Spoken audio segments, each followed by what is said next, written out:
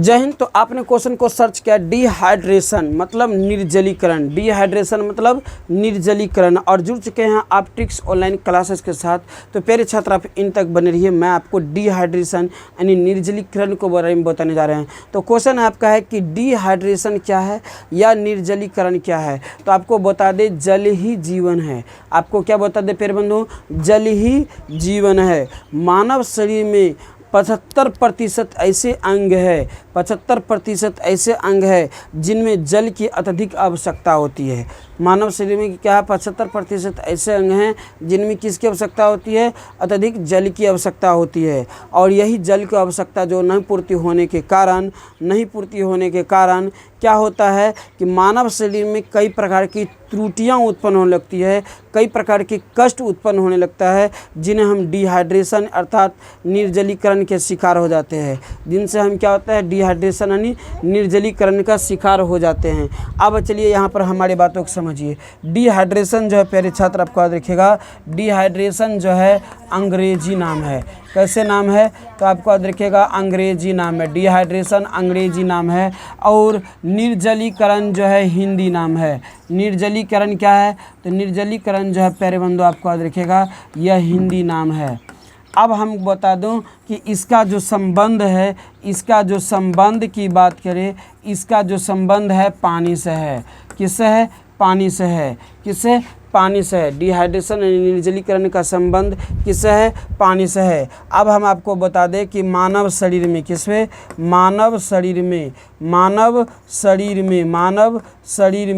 क्या होता है, आंत पाया जाता है। क्या पाया जाता है, आंत होता है। मानव शरीर में क्या होता है, आंत होता है। और इसका मुख्य कार्य होता है, इसका मुख्य कार्य होता है प्यारे छात्र, जल को अवशोषण करना। जल को अवशोषण करना क्या होता है इसका कार्य, इसका मुख्य कार्य होता है जल को अवशोषण करना। अब देखिए क्या होता है कि कोई व्यक्ति क्या करता है कि कुछ ऐसे चीज़ों को मतलब अत्यधिक सेवन कर लेते हैं, या अत्यधिक जल को जब वो सेवन कर लेते हैं तो शरीर में क्या होता है, जल की मात्रा बढ़ जाता है। शरीर में जल की मात्रा बढ़ जाता है और किसी चीज़ का, हर चीज़ को एक अपना क्षमता होता है। और आंत जो है, जब जल की मात्रा शरीर में बढ़ जाता है तो शरीर में जो है आंत का मुख्य कार्य होता है जल को अवशोषण करना। यह जल को जितना इसका क्षमता उतना अवशोषण कर लेता है। शेष शरीर में जो अतिरिक्त जल बच जाता है, उसको मलद्वार में भेज दिया जाता है। कहाँ पर, मलद्वार में। और जब मलद्वार में जाता है तो वहाँ से हमें या तो उल्टी होता है या तो पतले पैखाना अर्थात दस्त होता है। ठीक है ना, उल्टी होता है या पतले पैखाना यानी दस्त होता है। और जब वह दस्त या उल्टी होता है तो उसके साथ जो हमारे शरीर में पहले से जो कई पोषक तत्व जो हमारे शरीर में होते हैं, कई पोषक तत्व जो होते हैं, उसके जरिए क्या होता है, हमारा बाहर निकल जाता है। और जब बाहर निकल जाता है तो हमारा शरीर में क्या होता है, कमजोरी महसूस होने लगता है। इसी क्रिया को हम लोग क्या कहते हैं, डिहाइड्रेशन कहते हैं। लेकिन समय पर इस प्रकार के डिहाइड्रेशन अर्थात निर्जलीकरण का उपचार नहीं किया जाता है। यदि इसको समय पर उपचार नहीं किया जाता है या नहीं होता है तो इस परिस्थिति में जो है ग्रस्त व्यक्तियों को जाने भी जा सकता है। अब इसका यदि मुख्य कारण पूछ ले, कह देगा डिहाइड्रेशन के, ये तो आप यहाँ से परिभाषा कैसे लिख दीजिएगा, परिभाषा पूछ दे तो बोलेगा डिहाइड्रेशन जो अंग्रेजी नाम है जिसका हिंदी अनुरूप निर्जलीकरण होता है, सामान्य मनुष्य के शरीर में 60 से 65% जल की आवश्यकता पड़ता है। किसमें, तो सामान्य मनुष्य में कितना, तो आपको याद रखिएगा सामान्य मनुष्य में 60 से 65% जल की आवश्यकता होती है। लेकिन किसी त्रुटिवश या किसी कारणवश उनके शरीर में 60 से 65% जल की मात्रा से कमी हो जाती है तो उस क्रिया को, ठीक है ना, कमी हो जाती है, उस क्रिया को हम लोग क्या कहते हैं, डिहाइड्रेशन यानी निर्जलीकरण कहते हैं। अब आपको क्वेश्चन पूछ दे कि डिहाइड्रेशन या निर्जलीकरण का कारण क्या है, कारण पूछ दे तो बोलेगा डिहाइड्रेशन या निर्जलीकरण का मुख्य कारण है क्या बोलेगा, डिहाइड्रेशन निर्जलीकरण का मुख्य कारण है शरीर से अत्यधिक पसीना को आना, शरीर से अत्यधिक पसीना को आना। एक दूसरा है जल को कम उपयोग करना, जल को कम उपयोग करना।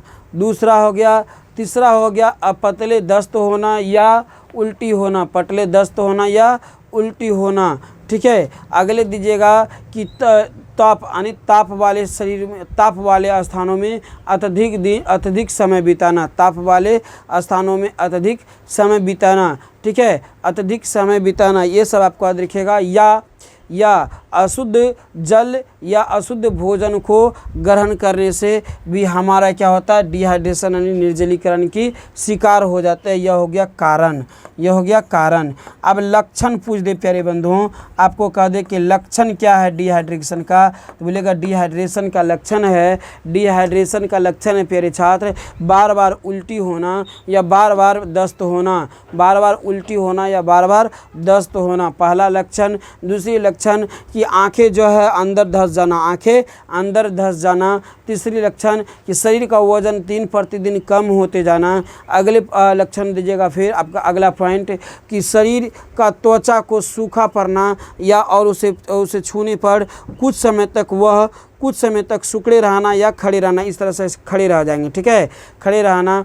ठीक है, और होठ को सूखना, अक्सर सिर दर्द होना, ये सब क्या है प्यारे बंधुओं, ये सब लक्षण है। अब इसका घरेलू उपचार बता दे, तो घरेलू उपचार में बोलेगा को ORS का घोल लेना या शुद्ध पेयजल में नमक की कुछ मात्रा मिलाकर उसे समय समय पर ग्रहण करना या अत्यधिक जल को सेवन करना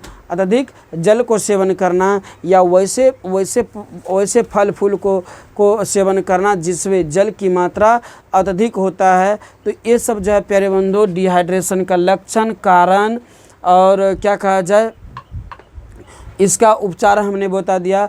और कैसा लगा हमारा वीडियो प्यारे छात्र, यदि अच्छा लगा हो तो आप हमारे चैनल को सब्सक्राइब कर लीजिएगा और सबसे नटखट दोस्त के पास शेयर कर दीजिएगा।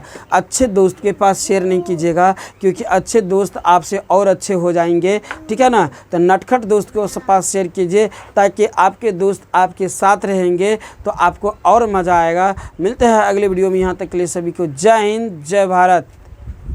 आप स्क्रीनशॉट कर लीजिएगा प्यारे छात्र।